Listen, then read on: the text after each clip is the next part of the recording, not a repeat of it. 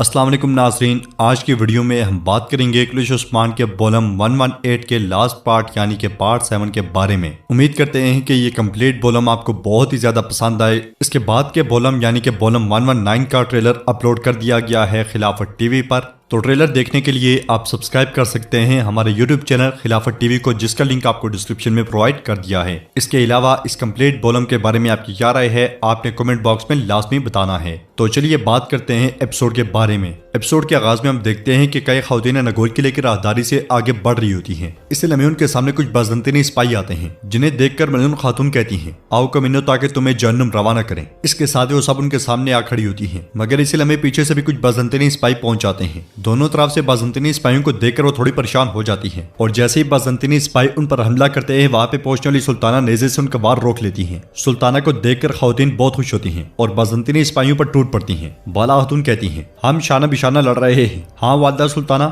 जवाबन सुल्ताना कहती है, माजी में है बाला खातून। चंद लम्हों के बाद ही वहां मौजूद तमाम के तमाम बाजंतनी सिपाही मारे जाते हैं और मलून खातून कहती हैं, उम्मीद करते हैं कि आप कल हमारी पीठ में छुरा नहीं घोंपेंगी। इसके साथ ही पीछे से मलून खातून की जानिब बढ़ने वाले बाजंतनी सिपाही को सुल्ताना दूर से खंजर फेंक कर जहन्नुम वासिल कर देती है और कहती है, अगर मैंने एक दिन आपकी तरफ खंजर बढ़ाया तो आप देख लेंगी मलून खातून। इस लम्हे मलून खातून सुल्ताना की जानिब बढ़ने वाले बाजंतनी सिपाही का काम तमाम कर देती हैं और कहती हैं, हम भी यही करेंगे वालदा सुल्ताना। इसके साथ ही वो सब आगे बढ़ जाते हैं, जबकि उधर से नईमान सिपाहियों के साथ उक्तम साहब को घसीटता हुआ नगोल किले की जानिब लेकर जा रहा होता है। उक्तम साहब की हालत काफी खराब होती है और नईमान उन्हें घसीटता हुआ आगे बढ़ता ही चला जाता है। नाज़रीन, इसके बाद हम देखते हैं कि नगोल किले में कई परचम लहरा दिए जाते हैं और बुलंदी पर खड़े उस्मान साहब लोगों से मुखातिब होकर कहते हैं, हम शोहरत के लिए नहीं लड़ते और ना ही इज्जत के लिए तलवार खींचते हैं। हम जमीनें सिर्फ निजाम आलम दावा की खातिर फतह करते हैं। हम कुफार को खत्म करने के लिए जमीनें लेते हैं। मत बोलना, दुनियावी चीजें यहाँ दुनिया में ही रह जाएंगी, हमारे बाद आने वालों की ये मीरास होंगी। लेकिन जो कोई भी काय की मीरास छीनने की कोशिश करेगा,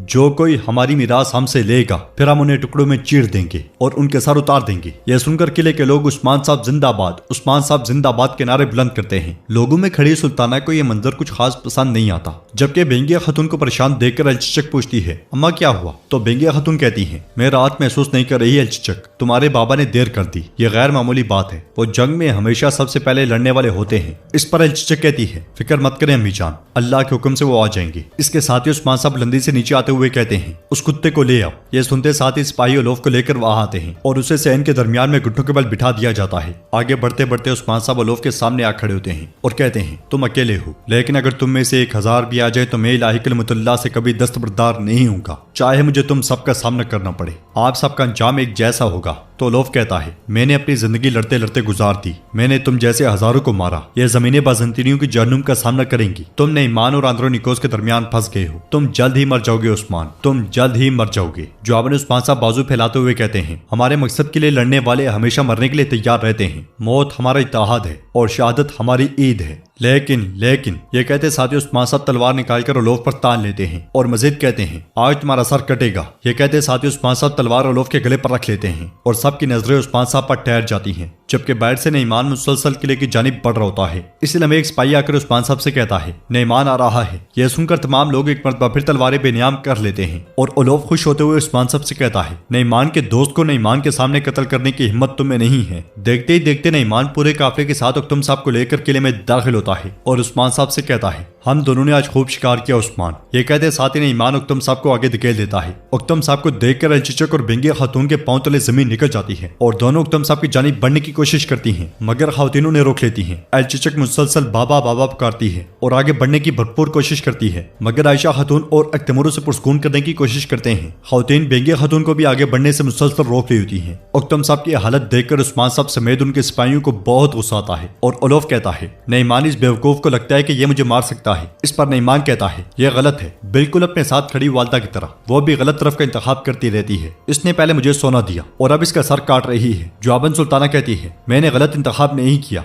मैं गलत फैसले से पीछे हटी नहीं मान। इसके साथ ही नईमान घोड़े से नीचे उतर जाता है और उस्मान साहब से कहता है, अगर तुम्हें उक्तम की जान की बिल्कुल भी परवाह नहीं तो लोफ को मार डालो उस्मान। ये कहते साथ ही नईमान तलवार बेनियाम करके उक्तम साहब की गर्दन पर रख देता है। ये देखकर बेंगिया खातून और अलचिचक तड़प पड़ती हैं और दोनों की आंखें आंसू से भर आती हैं। इस सारी सूरत हाल में उस्मान साहब बिल्कुल मुतमईन और पुरसुकून खड़े होते हैं। उक्तम साहब उस्मान साहब से पूछते हैं, हम क्यों लड़ रहे हैं? जवाब में उस्मान साहब कहते हैं, इलाही कलमतुल्लाह के लिए। फिर उक्तम साहब पूछते हैं, गिरने वाले क्यों गिरते हैं? जवाब में उस्मान साहब कहते हैं निजाम आलम के लिए। उक्तम साहब फिर पूछते हैं जिंदा रहने वाले क्यों जीते हैं? जवाब उस्मान साहब कहते हैं कैसल इल्मा के लिए। ये सुनकर उक्तम साहब कहते हैं फिर ये बूढ़ा भेड़िया आज के दिन मरने वाला है। बेंगिया खातून के तड़पने पर उक्तम साहब ने पुरस्कून रहने का कहते हैं। फिर उस्मान साहब से कहते हैं ऐसा सोचना भी मत उस्मान साहब, शहादत को नेमत समझने वाले की जान इस घटिया आदमी को रिहा करने के लिए बचाई जाए, ऐसा हरगिज मत सोचना। ये सारी बातें सुनने के बाद नईमान कहता है उस्मान उलोफ को जाने दो वरना उक्तम सिर्फ आगाज होगा, मैं तुम में से हर एक को कत्ल करने तक नहीं रुकूंगा। इसके साथ ही सुल्ताना आगे बढ़कर उस्मान साहब से कहती है उस्मान बस करो, हम किला चाहते थे और हमें मिल गया, हम बाद में उलोफ को मार सकते हैं। तो उस्मान साहब कहते हैं नहीं,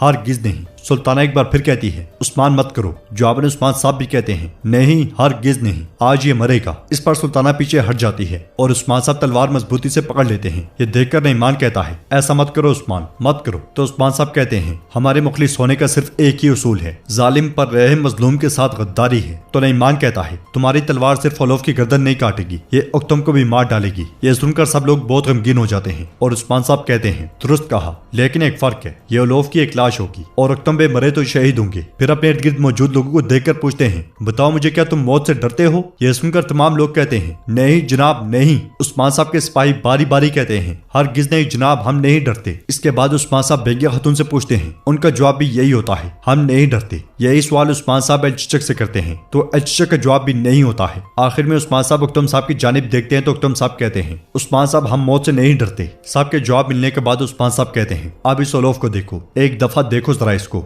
देखो इसके साथ क्या होता है। ये कहते साथ ही उस्मान साहब एक ही वार में उलोफ का सर दर्द से अलग कर देते हैं और जुल्म की इंतहा करने वाला उलोफ भी आखिरकार अपने अंजाम को पहुंचता है। शुरुआत से लेकर अब तक बेइंतहा जुल्म करने वाला, मुसलमानों को मिटा देने के ख्वाब देखने वाला उलोफ, मैदान जंग से कई मरतबा बचकर भाग जाने वाला उलोफ आखिरकार जहन्नुम वासिल हो जाता है। ये देखकर उक्तम साहब एक गहरी सांस लेते हैं और कलमे शहादत पढ़ते हैं। मैं गवाही देता हूँ कि अल्लाह के सिवा कोई इबादत के लायक नहीं और हजरत मोहम्मद सल्लल्लाहु अलैहि वसल्लम अल्लाह के रसूल हैं। उनके कलमा पढ़ते साथ ही नईमान भी एक जोरदार वार से उक्तम साहब की गर्दन उड़ा देता है। यह मंजर सबके दिल दिला देने वाला होता है। बेंगिया खातून भी बड़ी मुश्किल से खुद पर काबू पाती है और गम के मारे एलचिचक अपनी आंखें बंद कर लेती है। उस्मान साहब के सिपाहियों पर भी गुस्सा नुमाया होता है और नईमान तलवार उस्मान साहब की जानिब मोड़ता है तो उस्मान साहब कहते हैं हम अल्लाह की तरफ से आए हैं और अल्लाह की तरफ ही लौट कर जाना है। उस्मान साहब के साथ साथ तमाम लोग भी यही अल्फाज दोहराते हैं हम अल्लाह की तरफ से आए हैं और अल्लाह की तरफ ही लौट कर जाएंगे। फिर नईमान कहता है तुमने अपना अंजाम खुद तैयार कर लिया उस्मान। तो उस्मान साहब कहते हैं हम सब मरना चाहते हैं लेकिन मैं कसम खाता हूँ कि मैं तुम्हें मारने से पहले नहीं मरूंगा। इसके साथ ही दोनों एक दूसरे को घूर घूर कर देखते हैं और नाजरीन एपिसोड नंबर 118 का लास्ट पार्ट भी यहीं पे कंप्लीट होता है। उम्मीद करते हैं कि ये कंप्लीट वॉल्यूम आपको बहुत ही ज्यादा पसंद आया होगा।